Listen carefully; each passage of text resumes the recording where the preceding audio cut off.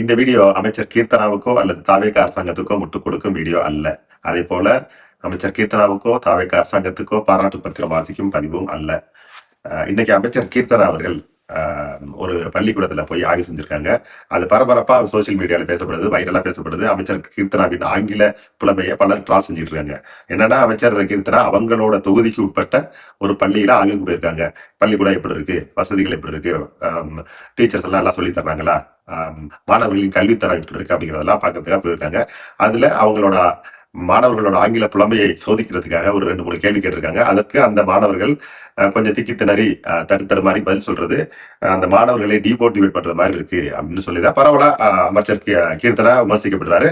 அதுக்கு அவரும் ஒரு பதில் சொல்லியிருக்காரு. நானும் அரசு பள்ளியில் படித்தவன் தான், நானும் தமிழ் வழி பள்ளியில் படித்தவன் தான், அதனால என்னோட ஆங்கில புலவை இப்படிதான் இருக்கும், நீங்க என்ன ட்ரால் பண்றதுன்னா பண்ணீங்க. என்னோட நோக்கம் அரசு பள்ளி மாணவர்களும் கடைசி பெஞ்ச் மாணவர்களும் ஆங்கில அறிவை பெற்றிருக்க வேண்டும், முறையாக கற்க வேண்டும் அப்படிதான் சொல்றாங்க. நீங்க அரசாங்க பள்ளியில தமிழ் வழியில் படிச்சவரா அப்படின்னா அந்த வீடியோ முழுமையும் பாருங்க. பார்த்துட்டு உங்களோட கருத்தையை சொல்லுங்க. அல்லது நீங்க ஆங்கில வழியில் படித்தவரா அப்படிங்கும்போது தமிழ் வழியில் படித்து வரும் மாணவர்களின் ஸ்ட்ரகிள்ஸ் எப்படி இருக்கு, அவங்க எதெல்லாம் கடந்து வர்றாங்க அப்படிங்கிறத நீங்க தெரிஞ்சுங்க. முதல்ல நான் பள்ளி படிக்கும்போது கிட்டத்தட்ட 25 வருஷங்களுக்கு முன்னாடி பள்ளியில் படிக்கும்போது ஆங்கிலம் சரியாக சொல்லி கொடுப்பதே அல்ல. அதாவது ஒரு எக்ஸாமுக்கு என்னென்ன பாஸ் பண்ணணும், அதாவது பிரசன்ட் டென்ஸ் ஈஸ்னா past tense was board, is வந்தா வாஸ் போர்டு, ஆர் வந்தா வேர் போர்டு, அதாவது ஒரு பரீட்சைய பாஸ் செய்யறதுக்கு என்னென்ன சொல்லிக் கொடுக்கணும் அதை மட்டும் தான் சொல்லிக் கொடுத்தாங்க. மற்றபடி ஆங்கிலத்தை சரளமாக பேசுவதற்கோ ஆங்கிலத்தில் சரளமாக எழுதுவதற்கோ கற்றுக் கொடுக்கப்படவே இல்லை அந்த காலத்துல. இந்த காலத்திலயும் அப்படிதான் அரசு பள்ளியில இருக்கு அப்படின்னு நான் நினைக்கிறேன். அப்படின்னா சமீபத்துல நான் சென்னைக்கு போயிருக்கும் போதும் சரி, ஊருக்கு போயிருக்கும் சொல்லி அரசு பள்ளி மாணவர்கள்ட்ட பேசும்போது அவங்களோட ஆங்கில புலமை அவ்வளவுதான் இருக்கு. நான் எப்படி இருந்தனோ நான் பள்ளியில் படிக்கும் போது அதே அளவுக்கு தான் அவங்களோட திறமையும் இருக்கு. ஆங்கிலம் கிட்டத்தட்ட 3ஆவதுலேருந்து சொல்லிக் கொடுக்குறான்னு நினைக்கிறேன். சில இப்பெல்லாம் 1ஆவதுலேருந்து சொல்லிக் கொடுக்குறான்னு நினைக்கிறேன். கிட்டத்தட்ட 10 வருஷம் 12 வருஷம் ஒரு பீரியடு, டெய்லி ஒரு பீரியடு, வாரத்துக்கு 5 நாட்கள் சொல்லிக் கொடுத்தும் மாணவர்களுக்கு ஆங்கில திறமையை வளர்க்க முடியல அப்படின்னா நம்ம எஜுகேஷன் சிஸ்டத்திலேயோ அல்லது நம்ம ஆங்கிலத்தை சொல்லிக் கொடுக்கும் முறையிலேயோ அல்லது ஆசிரியர்களின் தகுதியிலேயோ பிரச்சனை இருக்கு. அந்த பிரச்சனையை நம்ம அட்ரஸ் பண்ணி ஆகணும். ஏன் அப்படின்னா ஒரு தமிழ் வழியில் படிச்சவனுக்கு தான் அந்த தமிழ் வழியில் படிச்சு மேற்படிப்புக்கோ இல்லது வேலைக்கோ போகும்போது அவன் படும் ஸ்ட்ரகிள்ஸ் இருக்கு இல்லையா, அதை தமிழ் வழியில் படிச்சவனா மட்டும்தான் உணர முடியும். சொல்லுவாங்க இல்லையா, ஒடுக்கப்பட்டவனாய் பிறந்தா அவர்களின் வழியை பிறரெல்லாம் அண்டர்ஸ்டாண்ட் பண்ணிக்க முடியும். ஓகே, ஒடுக்கப்பட்டவர்கள் இந்த ஸ்ட்ரகிள் எல்லாம் தாண்டி வர்றாங்கன்னு. ஆனா அவர்களின் வழியை உணர முடியாது. அது ஒடுக்கப்பட்டவனா இருந்தாதான் முடியும். அதே போல தமிழ் வழியில் படிச்சவனா தான் அந்த வழியை உணர முடியும். என்ன அப்படின்னா +2 வரைக்கும் தமிழ் வழியில் படிச்சிருவீங்க. நீங்க காலேஜ் சேரும்போது ஒரு செகண்ட் டயர் சிட்டி திருச்சியோ மதுரையோ அல்லது தஞ்சாவூரோ திருநெல்வேலியோ இது போல இதை சுற்றி உள்ள பகுதியில் உள்ள இன்ஜினியரிங் காலேஜ்ல சேர்ந்தீங்க அப்படின்னா உங்களுக்கு ஒரு 10 பேர் உங்களை மாதிரியே ஒரு தமிழ் வழியில் படிச்சவங்க வருவாங்க. அவங்களோட சேர்ந்துட்டு அப்படியே கொஞ்சம் கொஞ்சமா நீங்க முன்னேறி வந்துடலாம். அதாவது ஆங்கிலத்தை கற்றுக்கொண்டு அப்படியே மெதுவா வந்துடலாம். ஆனா நீங்க சென்னை போன்ற பெருநகரங்களை மாட்டிக்கிட்டீங்கன்னு வச்சுங்களேன். நீங்க கிராமத்துல படிக்கிறீங்க, +2 வரைக்கும் தமிழ்ல தான் படிக்கிறீங்க.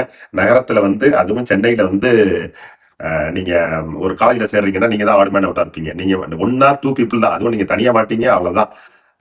நீங்க பட அவமானங்கள் கொஞ்சம் நெஞ்சம் கிடையாது. அதுவும் அங்க சென்னை போன்ற நகரங்கள்ல எல்லாம் எங்க இருந்து வருவாங்க தெரியுமா? பத்மா சேஷாத்ரி போன்ற பள்ளிகள்ல இருந்து வருவாங்க. அங்கெல்லாம் எல்கேஜில இருந்தே ஆங்கிலம் சொல்லி கொடுப்பாங்க. ஆங்கிலத்துல தான் பேசணும். ஆங்கிலத்துல பேசாம தமிழ்ல பேசினா ஃபைன் அப்படிங்கிற நிலைமையில உள்ள பள்ளிகள். அங்கிருந்து வரும் மாணவர்களின் ஆங்கில அறிவு எப்படி இருக்கும் அப்படிங்கிற பாத்துங்க, ஆங்கில புலமை எப்படி இருக்குன்னு பாத்துங்க. இவர்களுக்கு நடுவுல நீங்க மாட்டிக்கிங்க. உங்களுக்கு பள்ளிக்கூடத்துல அந்த கல்லூரிக்குள்ள போகும்போதே உங்களுக்கு ஒரு பெரும் அச்சம். அதாவது சென்னையே உங்களை பயமுறுத்தும். அதாவது சின்ன கிராமத்துல இருந்து சென்னைக்கு வரும்போது சென்னையே உங்களை பயமுறுத்தும். இதுல காலேஜுக்குள்ள போய் நீங்க அந்த எல்லாரும் ஆங்கிலத்துல பேசும்போது உங்களால பேச முடியாம இருக்கிற அந்த ஒரு மாதிரி ஒரு டிமோட்டிவேட் ஆயிடுவீங்க. அப்படிங்கிற பட்சத்துல காலேஜ்ல ஃபுல்லாவே இங்கிலீஷ்ல தான் பாடம் நடத்துவாங்க. நீங்க எக்ஸாமும் இங்கிலீஷ்ல எழுதி ஆகணும். நீங்க கணிதத்திலையும் மேக்ஸ், சோசியல் சயின்ஸ், சயின்ஸ்ல எல்லாம் பிரில்லியண்டா இருந்திருப்பீங்க நீங்க +2 படிக்கிற வரைக்கும். ஆனா இங்க வந்த பிறகு அவங்க என்ன நடத்துறாங்க அப்படிங்கறது புரிஞ்சுக்கிறதுக்கே கிட்டத்தட்ட 6 மாசம் to 1 வருஷம் ஆகும். அப்புறம் நீங்க அந்த 6 மாசத்துக்கு 1 வருஷம் பரீட்சை எழுதும் போதெல்லாம் நீங்க நிறைய ஃபெயில் ஆக வாய்ப்பு இருக்கு. இதுல எக்ஸப்ஷனல் மாணவர்கள் இருக்காங்க. ஆனா எக்ஸப்ஷனல் மாணவர்களை சொல்லவே இல்லை. நான் ஜென்ரலா ஒரு 90% ஆஃப் பீப்புள் எவ்வளவு கஷ்டப்படுறாங்க. தமிழ் வழியில் படிச்சுட்டு அங்க ஆங்கிலம் ஒழுங்கா சொல்லிக் கொடுக்காம இங்க பயங்கர ஸ்ட்ரகிள், பயங்கர அவமானப்பட்டு திக்கி திணறி தட்டு தடுமாறி தான் வரணும். மாப்பிள்ள இவன் தாண்டா எங்கேயோ அடி வாங்கிட்டு இங்க வந்து வீடியோ போறான் அப்படின்னு நீங்க சொல்றது கேக்குது. ஆமா, நானும் இதையெல்லாம் தாண்டி தான் வந்தேன். இந்த அவமானங்கள்லாம் தாண்டி தான் வந்திருக்கேன். அதுக்காக தமிழ் வழியில் படிச்சா நீங்க படிக்கவே முடியாது, வேலை கிடைக்காது அப்படின்னு சொல்றதுக்கான பதிவே இல்லை இது.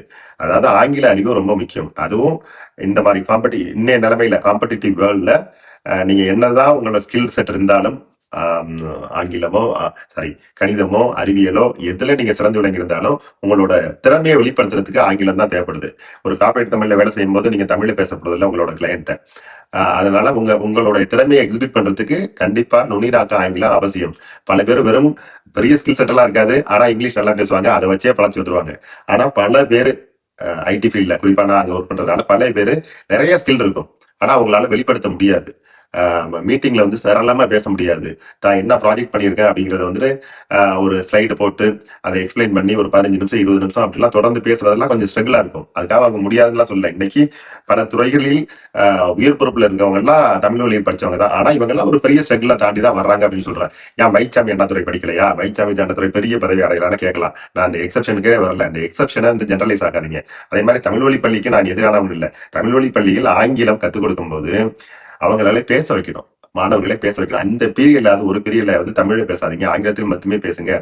தட்டு தடுமாறி பேசினாலும் தவறுதலாக பேசினாலும் நீங்க பேசி பழகுங்க அப்படின்னு சின்ன வயசுல இருந்து சொல்லி கொடுத்து வந்தாங்க அப்படின்னா அவங்க தமிழ் வழியில் படிச்சாலும் சரி ஆங்கில வழியில் படிச்சாலும் சரி ஆங்கிலத்தை சிறப்பாக கற்றுக்கொண்டால் எங்க போனாலும் அவங்க ஸ்ட்ரைன் ஆகலாம். பல பேர் வந்து என்ன சொல்லுவாங்க அப்படின்னா தமிழ் வழி பள்ளிக்கு எதிராக பேசுறாங்க, தமிழ் வழி பள்ளி தான் சிறந்தது. அதுக்குள்ளேயே நான் போகல. அதாவது நான் என்ன சொல்றேன் அப்படின்னா இப்ப ஆங்கிலம் சரியா தெரியலன்னு வச்சுங்களேன், அவங்களும் செட்டில் பண்ணி மேல வரலாம். ஆனா திருச்சியில இருந்து இப்ப சென்னை வரணும்னு வச்சுங்களேன், பஸ்ல வந்து 5 மணி நேரம் ஆகும். இதுவே வந்து பிளைட்ல வந்தா ஒரு 1.5 மணி நேரத்துல வந்துடலாம். அதுதான் சொல்றேன். ஆங்கிலம் தெரிஞ்சவன் அவன் பிளைட்ல போற மாதிரி போயிடுறான். தமிழ் மட்டுமே தெரிஞ்சு ஆங்கில புலமை கம்மியா உள்ளவன் அவன் ஸ்ட்ரகிள் ஆகி ஒரு 5 மணி நேரம் கழிச்சு வர்றான். அதாவது அந்த இலக்கை அடைஞ்சிடறாங்க, அதான். ஆனா அந்த வேகம் குறையுது. இதன் மூலமா நான் இந்த தாவேகா அரசாங்கத்துக்கு வைக்கும் கோரிக்கை என்ன அப்படின்னா, தயவு செய்து ஆங்கிலத்தை சிறு வயதிலிருந்தே கற்றுக் கொடுங்கள். ஒரு மொழி பாடமாக, நான் வந்து தமிழ் வழி ஆங்கில வழிக்கு போல மொழி பாடமாக கற்றுக் கொடுங்கள். அதனை வந்து ஒரு சிரமம் எடுத்து ஒரு ஒரு ஒரு நம்ம ஒரு மாணவ சமுதாயத்தை முன்னேற்றம் நினைச்ச ஆசிரியர்களும் அவர்களை நல்லா பயிற்றுவிச்சு ஆங்கிலத்தை சிறப்பாக பேசும்படி செய்யுங்க. சில அரசு பள்ளி மாணவர்கள் ஆங்கிலம் ரொம்ப பிரில்லியண்டா பேசுறாங்க, அவங்களை கொண்டு வந்து பாருங்க.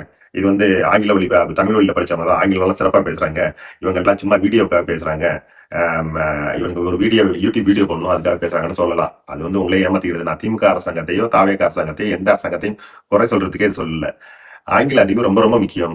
சாஃப்ட் ஸ்கில்லு, அதாவது சாஃப்ட் ஸ்கில்லு உள்ளதான் அந்த ஆங்கில அறிவு வரும். அதை வளர்த்துக்கணும், அதை சிறு வயதிலிருந்தே கற்றுக் கொடுக்கணும். அரசு பள்ளி, குறிப்பாக அரசு பள்ளி மாணவர்கள் தமிழ் பள்ளி படிக்கும் மாணவர்களுக்கு கற்றுக் கொடுக்கணும் அப்படிங்கிறதா என்னோட கோரிக்கை.